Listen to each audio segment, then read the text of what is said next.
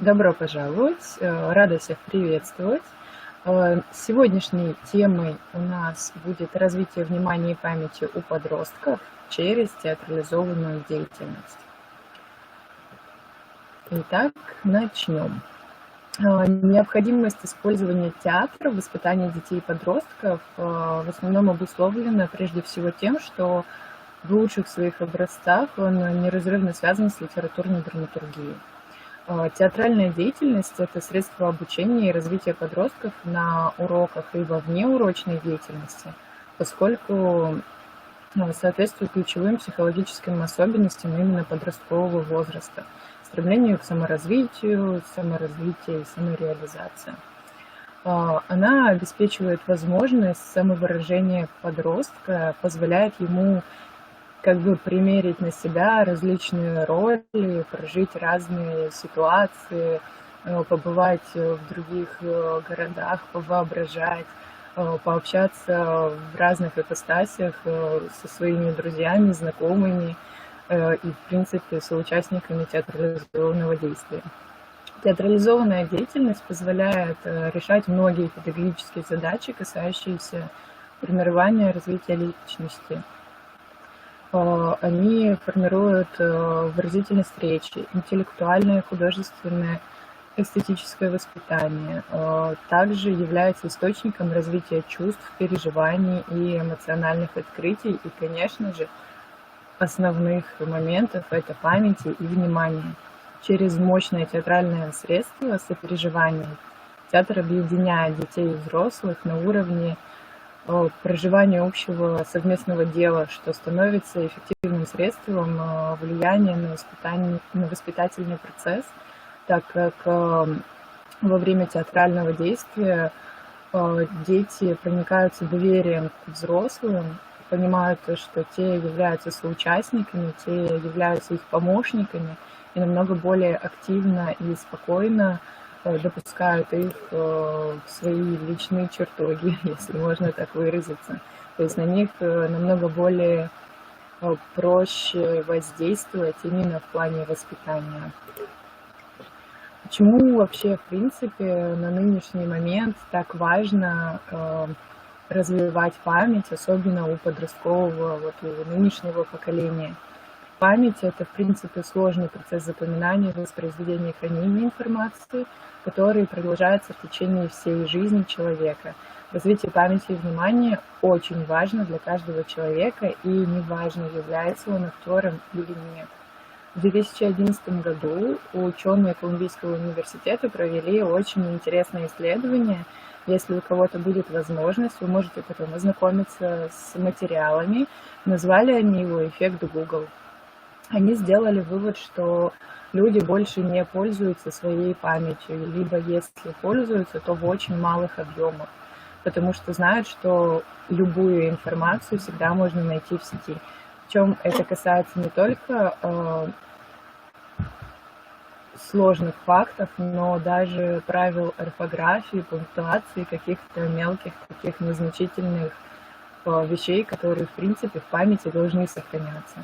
Но хорошая память по-прежнему это очень необходимый ресурс, это инструмент в учебе, работе, в повседневной жизни.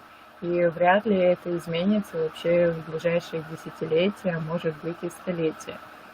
И вот несколько причин развития памяти в любом возрасте, которые необходимо всегда учитывать. Память помогает ориентироваться в информационном шуме. Социальные сети, СМИ, реклама создают глобальный информационный поток, из которого мы каждый день вытаскиваем, вычленяем нужную информацию и отсеиваем неважное. По мнению психологов, итоги эксперимента показывают, что люди не отказываются от этого запоминания, а заменяют навык запоминания на навык поиска. Во время исследования многие испытуемые использовали трансактивную память. Это вид памяти, при котором запоминается не содержимое материала, а место, где его можно найти или у кого можно спросить. Второе – это без хорошей памяти не выучить иностранные языки и, соответственно, не сдать экзамены. Конечно, чтобы спросить дорогу, заказать кофе в ресторане, вы можете воспользоваться переводчиком, но чтобы общаться, читать, использовать иностранные языки в учебе, в работе, вам в любом случае понадобится словарный запас и знание грамматики. Их в любом случае приходится запоминать. Задания российских школьных экзаменов тоже в основном требуют знания точного ответа, а не размышлений.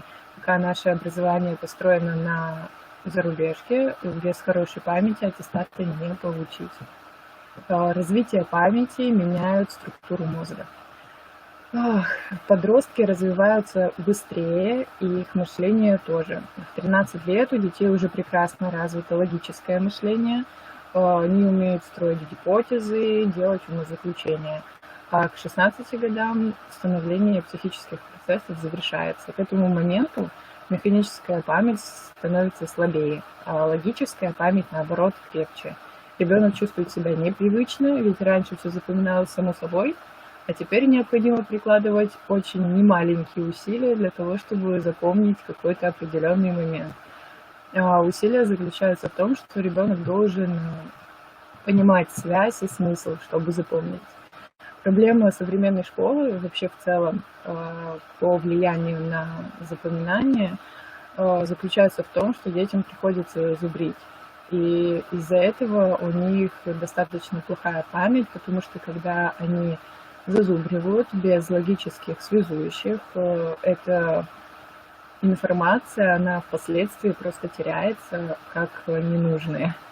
И дети достаточно быстро забывают то, что они выучили. Нейроны мозга воспринимают, обрабатывают, хранят и передают информацию за счет электрических и химических сигналов. Электрические импульсы между нейронами проходят благодаря зоне контакта, которая называется синапс. Когда мы учимся или что-то запоминаем, формируются новые связи между нервными клетками. Чем дольше человек обучается, тем больше этих нейронных связей становится, тем выше нейропластичность. Это свойство, благодаря которому мозг может меняться из приобретенного опыта, а также реабилитировать потерянные связи после повреждений. Таким образом, тренируя память, мы тренируем общий интеллект, развиваем мышление, воображение и, конечно же, концентрацию. Развитие концентрации внимания у подростков. Зачем вообще это делать? В 11-12 лет подросток уже может сосредотачиваться на достаточно скучном занятии сознательно. То есть он понимает, что он это делает для того, чтобы. Но когда на какой долгий срок он способен удерживать свой фокус на объекте, зависит от его истинной заинтересованности. То есть чем выше у нас интерес, тем выше концентрация у ребенка. Также внимательным подростку помогает стремление к познанию и осознанию необходимости развития. Подобная мотивация в целом улучшает внимание подростка, способствует увеличению объема и позволяет хорошо контролировать остальные его свойства. То есть, когда дети понимают, зачем, они намного более активно стремятся к тому, чтобы сделать это хорошо. Осложняет управление вниманием, характерное подросткам, конечно же, эмоциональная и гормональная неустойчивость, то есть смена гормонального фона, быстрая утомляемость и раздражительность, с которыми сопровождается созревание как раз в возрасте 13-15 лет. Любое влияние извне, плохие отношения с родителями, плохие отношения с преподавателями, слабая внутренняя мотивация к обучению могут негативно влиять на умение подростка самостоятельно развивать свои навыки, и в том числе и произвольное внимание. Также как же театр влияет на внимание? Исполнитель вообще в целом театрального действия должен верно понять содержание произведения, проанализировать предлагаемые обстоятельства пьесы и своей роли в ней, определить сквозное действие. Только в результате такой оценки у него возникает представление о действии в целом и, в частности, о поведении своего героя. Этот достаточно сложный психологический процесс не может осуществлен быть без полноценного вовлеченного внимания ребенка в тот или иной материал. То есть, если ребенок не может сконцентрировать свое внимание на оценке того или иного фрагмента или в целом произведения, у него это не получится. Внимание актера должно быть многоплоскостным или распределенным, то есть быть способным мгновенно переключаться с одного объекта на другой объект. Если этот процесс переключения происходит легко и непринужденно, то он не заметен ни самому исполнителю, ни зрителю. При таком внимании актер имеет возможность непроизвольно, если надо, конечно, то можно и произвольно, сосредоточиться на наиболее нужном объекте, сохраняя контроль над другими. Например, актер музыкального театра иногда вынужден сосредоточиться именно на пении, когда надо взять трудную ноту или сделать какой-то плавный красивый переход, или на дирижере, когда впереди сложный ритмический кусок, или на общении с партнером, на перемещении в пространстве и так далее. Также многоплоскостным должно быть внимание актеров и драматического театра. Особенность такого внимания в том, что оно не только многоплоскостное, но и сосредоточенное. То есть добиваться этого трудно, потому что актеры отвлекаются от выполнения действия, и в целом на них влияют очень многие факторы. И самый сильный из них — это, конечно же, присутствие зрителя на показе. Есть только одна возможность перестать замечать то, что отвлекает, это сосредоточить внимание на самом действии, на том, что ты делаешь, как ты это делаешь и почему ты это делаешь. То есть, когда ребенок находится на сцене, когда уже непосредственно идет показ, к которому готовились достаточно долго, если ребенок не умеет концентрировать свое внимание на том, что он делает и для чего, он будет постоянно отвлекаться, перескакивать, забывать текст и так далее. Внимание, сосредоточенное на обстоятельствах пьесы, погружает актера в конкретное, целенаправленное действие. Высокий уровень такого внимания обеспечивает правильное выполнение частных задач, то есть дробных действий, а именно создают жизненную, правдоподобную правдоподобность поступков сценического героя. То есть, если его действия логичны, если он полностью погружен в материал, понимает, что он делает, что ощущает его персонаж, где он находится, что вокруг него находится, кто рядом с ним находится, только в таком случае, при умении в совокупности воспринимать это все вместе, они смогут реально правдоподобно сделать то или иное действие оправданным для зрителя. Внимательное выполнение дробных действий начинается с первых репетиций, позволяет артисту изменить их в деталях, то есть овладевая именно столько, что при исполнении роли они выполняются почти что бессознательно. Внимание, направленное на действие, решающее обстоятельства в технологии актерского творчества. Актер на сцене всегда действует в ограниченном пространстве. Важно уметь оценивать особенности этого пространства применительно к поведению героя, находить свое место на сцене, ощущать эту сцену, понимать, где ты находишься, чтобы не сносить какие-либо предметы или бездумно не брать тот или иной реквизит. Логически верно в нем перемещаться, быстро и точно ориентироваться.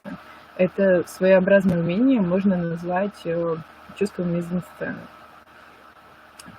либо ощущением пространства мизансцены. Кроме того, это и умение вступать в общение с партнерами. То есть общение также требует целенаправленного внимания. Внимание к партнерам создает главное в общении, оценку того, что видит и слышит персонаж.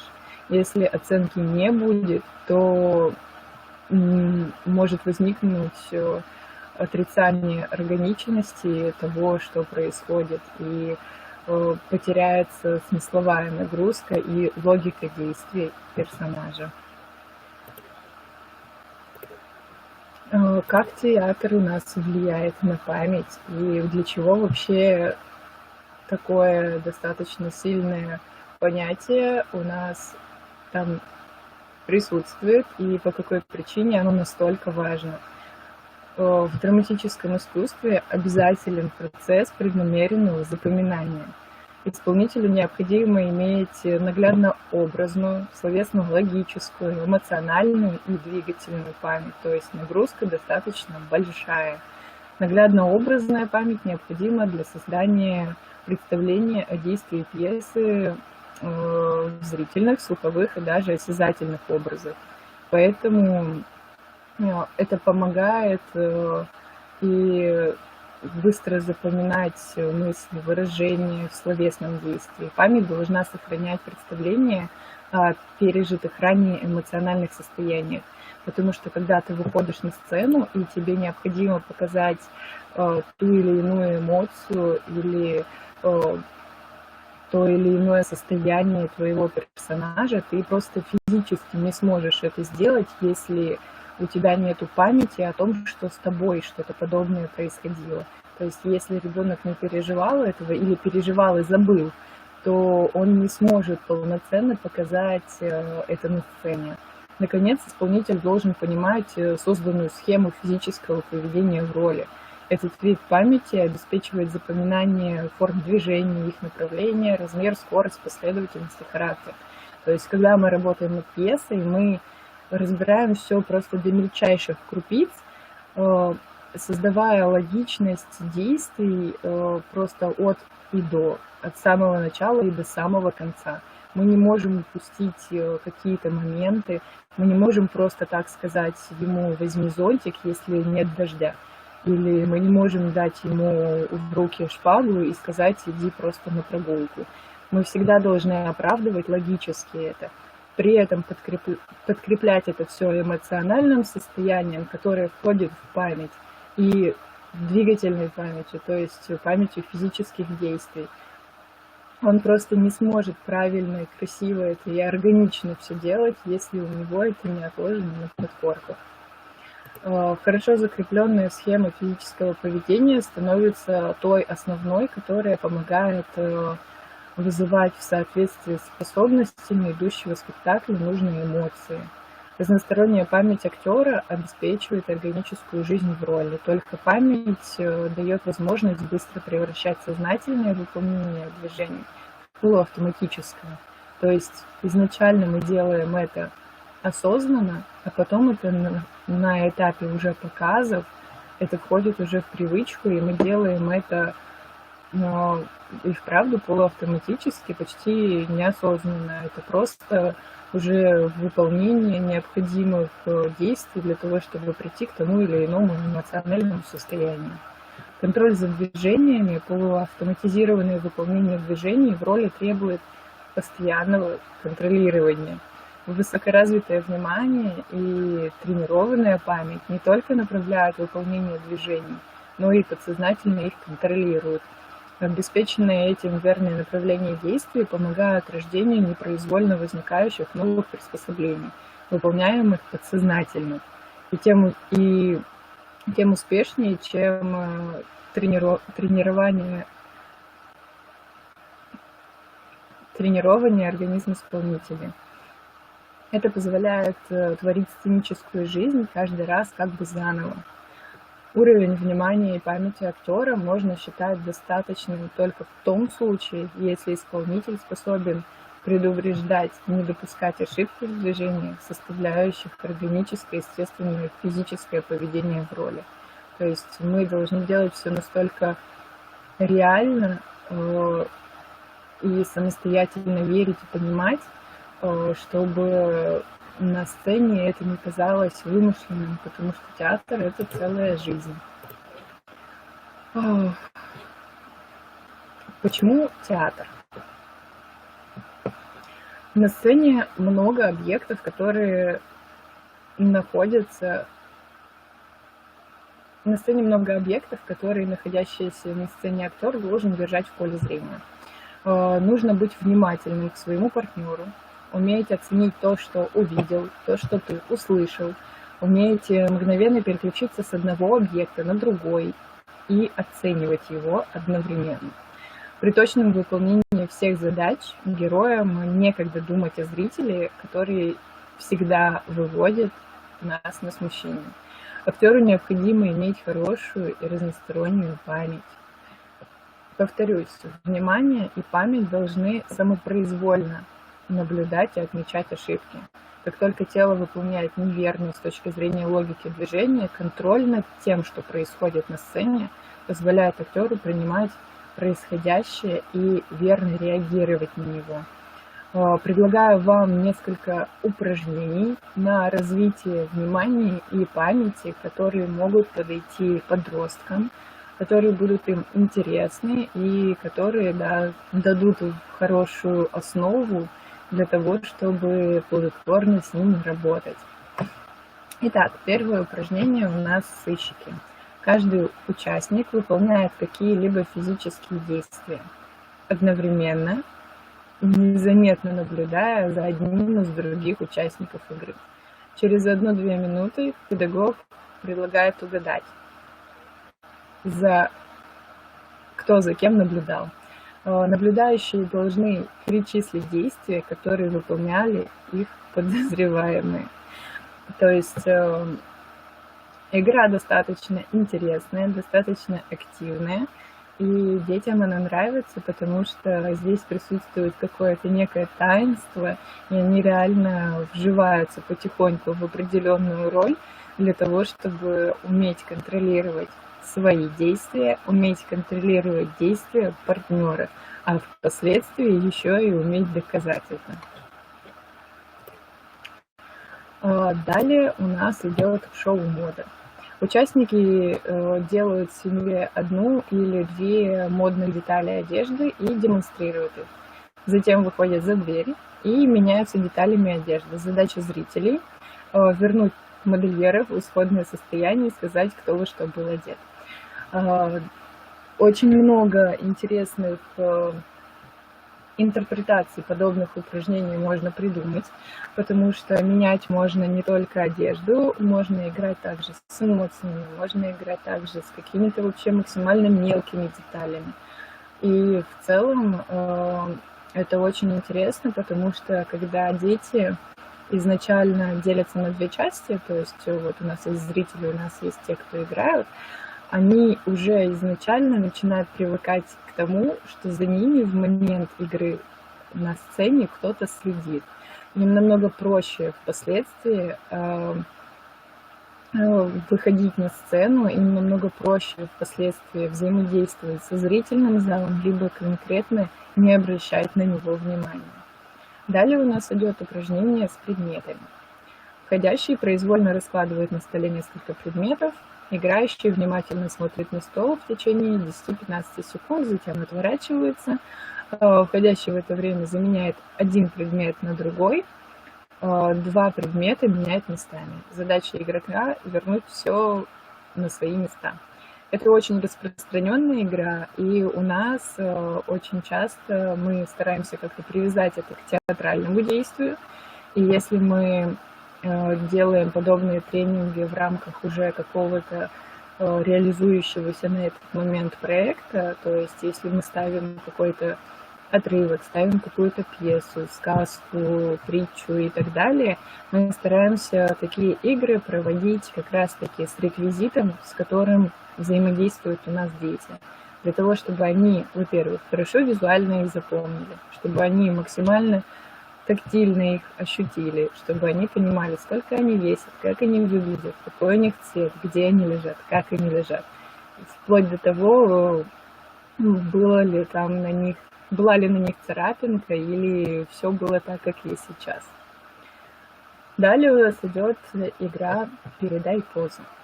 Дети садятся на стульях в полукруге на полу, по-турецки, с закрытыми глазами. Водящий придумывает позу, показывать его ее первому игроку. Тот запоминает и показывает следующему. В итоге дети сравнивают позы последнего игрока с позой, показанной вводящим. Детей обязательно надо поделить на исполнителей и зрителей. Как раз таки, опять же, для того, чтобы оценивать и давать детям понять, насколько важно их умение передавать друг другу информацию и друг с другом контактировать на сцене. То есть здесь идет помимо запоминания, помимо передачи, еще и очень хороший такой, как это правильно сказать, очень хорошая мотивация для детей, для того, чтобы они более активно учились друг друга слышать и понимать, чтобы они наглядно увидели, насколько плохим может быть результат, если они друг друга не видят, не слышат и не понимают, если между ними нету конкретного правильного взаимодействия. Дальше у нас идут дружные звери. Дети распределяются на 3 группы: медведи, обезьяны и слоны. Затем вводящий называет поочередно одну из команд. Дети должны одновременно выполнить 1, 2, 3 своих движений, придуманных вводящим. Например, медведи топнуть одной ногой и в раскорячку обойти вокруг себя. Обезьяны подпрыгнуть и посчитать себе затылок, слоны поклониться и помахать хоботом. Можно выбирать любых животных и придумывать любые движения. Главное, чтобы каждая группа выполняла свои движения синхронно, общаясь только взглядом. Это помогает как раз-таки натренировать умение ощущать и понимать друг друга без слов и объяснений. То есть это уже идет определенная эмоциональная связь детей друг с другом. Это формирует очень хорошо коллектив. Это очень хорошо влияет на общение в коллективе в целом. Это достаточно веселая игра, особенно когда она проводится первые разы, и они все путаются. И если коллектив хороший, то они всегда друг друга поддержат, друг другу помогут. И по большей части всегда надо стараться группы разделять по-разному. То есть не всегда вот Петя с Машей будет, и не всегда Оля с Никитой. Надо будет периодически менять их местами, чтобы они не привыкали работать только в паре. Они должны уметь взаимодействовать друг с другом в целом. Дальше у нас идет печатная машинка. Между детьми распределяются буквы алфавита, причем некоторым детям достаются по 3 буквы. Ведущий произносит любую фразу, дети хлопками начинают печатать ее, отделяя слова между собой общим хлопком. Это очень интересная игра, которая помимо внимания, помимо памяти, также тренирует темп и ритм. То есть для усложнения игры очень просто задать определенный ритм, чтобы дети в ритме отбивали свои слова.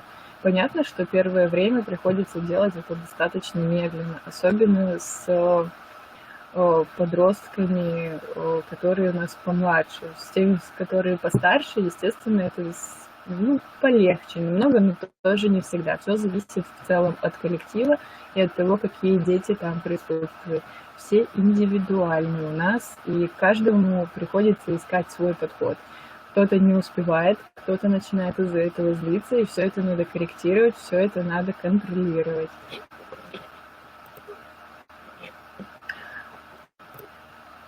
Далее у нас идут упражнения и этюды. Входящий предлагает принять участие в определенную позу и оправдать ее. Стоять с поднятой рукой, возможны варианты действия, кладу книгу на полку, достаю конфету из вазы, вешаю куртку и так далее и тому подобное. Стоять на коленях, руки и корпус устремлены вперед. Ищу под столом ложку. И вот в таком вот ключе мы даем им определенную позу, и они должны самостоятельно, подключая фантазию, подключая свою память эмоциональную, как раз таки оправдать, что они делают и зачем они это делают. Также это очень хорошо формирует у них логические связи, событие и действие. То есть что-то случилось, поэтому я делаю вот так. Или я делаю вот так для того, чтобы что-то случилось. Потому что, находясь на сцене, самым главным вопросом всегда будет являться «если бы». То есть если бы я был вот этим человеком, я бы сделал вот это. Если бы я взял эту ручку в реальной жизни, я бы взял ее вот так вот, и так далее, и тому подобное. То есть здесь можно абсолютно разные варианты предлагать детям, и надо не забывать о том, что детям, особенно подросткам, периодически очень хочется взять процесс в свои руки. Поэтому иногда надо давать индивидуальные задания, то есть выбирать вводящих и менять их местами, чтобы у них оставалось вот это желание и интерес к тому, чтобы поглавенствовать, к тому, чтобы сделать максимально лучше, чем делает кто-то другой и так далее и тому подобное. Естественно, в театральном кругу не принято выделять самых лучших, самых худших, все должны быть равны. Но мы должны максимально балансировать между теми, кто посильнее, и теми, кто послабее, помогая слабым тянуться к сильным, для того, чтобы и сильные понимали, что есть слабые, и им необходимо помогать. Это очень помогает им при показах, потому что они воспитывают в себе вот эту взаимовыручку и понимают, что если кто-то что-то забудет, лучше помочь для того, чтобы все было хорошо и показ прошел круто. Далее у нас идет ритмическая разминка. Мы встаем в общий круг. Каждый придумывает и исполняет какое-либо физическое действие или ритмическое движение. Все повторяют его 4 раза, затем вводящий, хлопнув в ладоши, передает эстафету следующему игроку по часовой стрелке.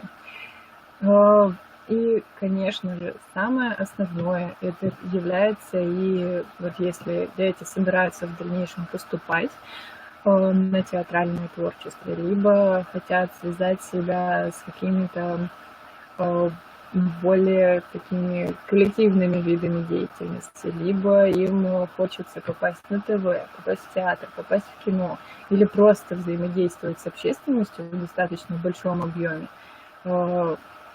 Если дети поступают, их всегда просят показать этюды. Этюды бывают разные, и тут я указала только самые основные, то есть тренинги на ПФД. ПФД – это память физических действий.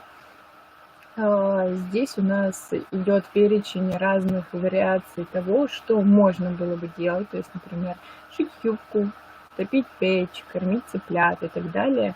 Эти этюды, они выполняются полностью без предметов, основываясь лишь на памяти и воображении.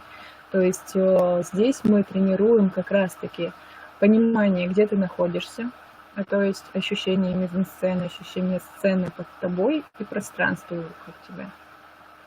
То есть ребенок мысленно должен заполнить пространство вокруг себя предметами, запомнить, где они находятся, и варьировать между ними, чтобы зритель понимал, что там что-то есть. В идеале надо дать понять зрителю, что там что-то есть, и что конкретно там есть. А далее уже мы переходим к действию, то есть там что-то есть, и с этим что-то делают. Что там есть и что с этим делают. Вот это вот основные моменты работы на ПФД.